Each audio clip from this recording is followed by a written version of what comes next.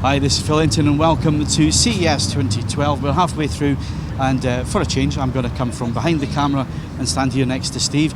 Obviously my job this CES has been making Steve look good, and believe me, that has been extremely difficult work over the last 2 or 3 days. I'm a consummate professional, Phil, come on please. Okay. So the idea of this video is just to quickly go through what we've seen so far and give some opinions on what we've seen, Stephen. First off, let's start with Samsung OLED right at the front of their stand.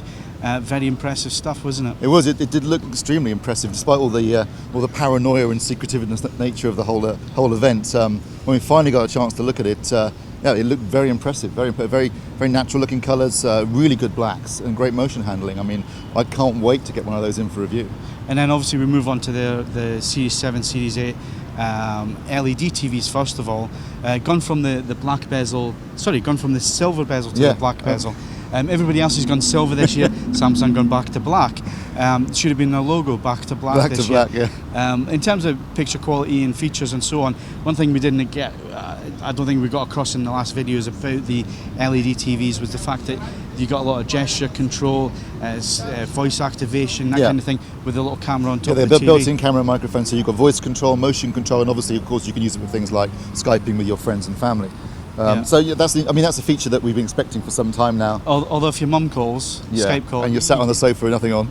Or as I usually work, just in my boxers. Please, Phil, don't give me that mental image. So moving on from LED, we went to the plasma. Samsung, apart from Panasonic, the only other company that's really pushing plasma. LG put their plasma screens in a corner of the stand out of the way. 4 screens in a tiny corner, and really you had to actually search for them to find them, didn't you? I mean, clearly their emphasis is on LED, LCD and cinema 3D, and plasma really has taken a back seat as far as they're concerned for 2012. Now Samsung plasmas, a new dark filter on the front of there, which was really quite impressive. Very similar to what Panasonic are doing, i.e. if you go above the TV or below the TV and look at an angle, at that sort of angle to it, it loses brightness, which is obviously the ambient light filter working there. So that was impressive. Blacks were quite good for a show floor. Lots of strong lighting, lots of blue lighting because we're on a Samsung stand. But picture quality again stood up reasonably well. I mean, we have to obviously put in the caveat that if we give an opinion on a TV here, you have to remember it's on a show floor, it's not ideal conditions, we have no control over the TV whatsoever. Or the content that's on it. Or the content. So if we're giving you a general opinion, then that's what it is, it's just a general opinion. Expert opinion, we need the sets in for review, which we will do as soon as they're available. So that was LG and Samsung. Panasonic, really disappointing Panasonic. I mean, the press conference was disappointing. Well, the press conference was, it was literally, they literally just said, I think they just said we're launching a VT, a GT and ST, and that was it. And then they talked about 3D content and smart TV and social networking, and that was all. And then we had Justin Timberlake come out and everybody cheered, and Steve was like, I love you, Justin. Moving on to the stand, it was a bit of the same, wasn't it? I mean, the TVs were tucked away in this tiny little corridor.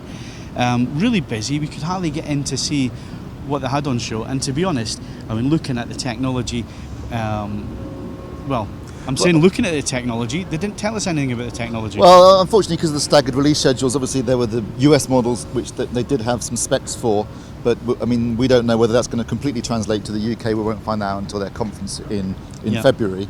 But what my feeling was that, yes, there's been some refinements clearly, but it seems to be more like, just iteratives of the same process rather than anything that's revolutionary, which I've got to say is generally across the board with all manufacturers, with the exception of OLED, and we're probably going to talk about in a minute with Sony. There hasn't been anything that's revolutionary. It's all been much more, a bit like last year really, more of the same but refined. Okay, so revolutionary, Crystal LED TV. It's something that before the show nobody had said anything. We hadn't been given any rumours or tip-offs of what was going to be shown, and I have to say, the content wasn't great. There were some artifacts in the image. It is a prototype, but the idea behind the prototype is really a killer picture and black levels that were absolutely astounding. Well, I mean, you and I have seen a lot of TVs in our time, haven't we? And both of us were gobsmacked when we saw it. It really did look spectacular. And you're thinking, well, I know obviously it's a prototype, and I'm going to caveat our views, with the fact that it's clearly not a production model, but it was a very plasma-like image from an LED display, and hopefully we'll see something in the near future. But I was very excited by that product. So the big story of last year was 3D. Now, apart from LG pushing their Cinema 3D technology, wasn't much mention of it on the Panasonic stand. In fact, I can't remember seeing a pair of active 3D glasses anywhere. True.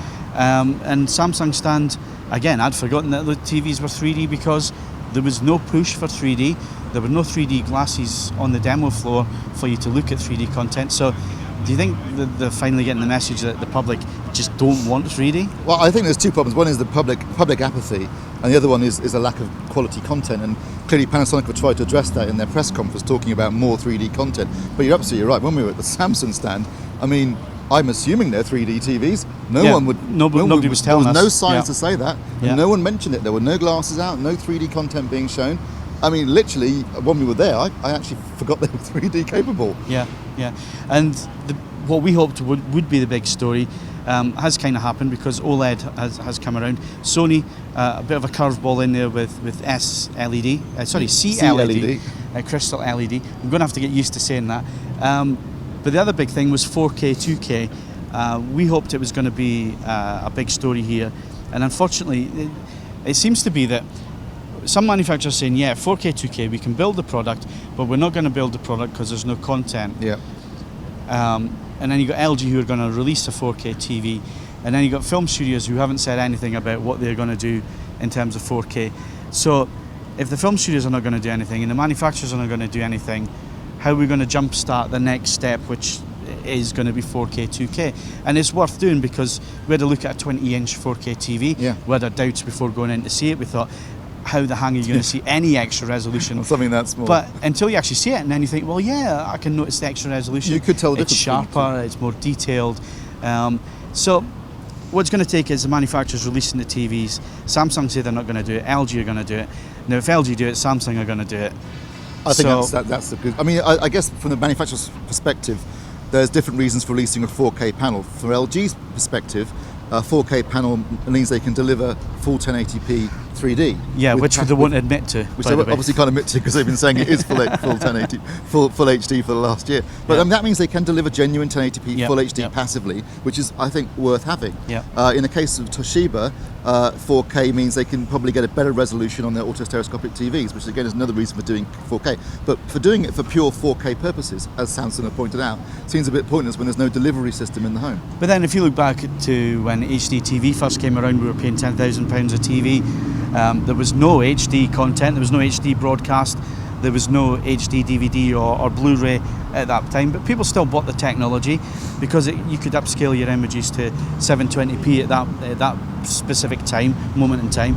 So there's nothing stopping them from releasing the 4K native panels, upscaling your content. That's going to push the film companies on to start releasing content on disc, is it not? And coming up with a playback device. Yeah, you'd think so. I'm guessing that they've gone a little bit burnt by the fact there's been a lack of content for 3D, which has not helped their cause in terms of pushing that as a format. And maybe they're worried if they start doing the same thing again with 4K and end up in the same boat in 2 years' time. I didn't want 3D, I want 4K. And I think I want 4K on a projector, not really on the TV. Okay. Even though there is a noticeable difference. Yeah, okay. I think it's time for us to be quiet now, Steve, and let people get back to their business today. But thanks for watching, and we'll be back with a show roundup video in the next 2 days. Yeah. So come back and see us then. We're going to see Sharp and Sony and Toshiba and audio, and there's still lots and lots to do. And if you've never been to CES, just this little section here, that's only one section of the hall. It goes all the way back up this way, and it is absolutely massive. And we'll give you a video showing you exactly how big this show is this year. But thanks for watching. We'll catch you again soon.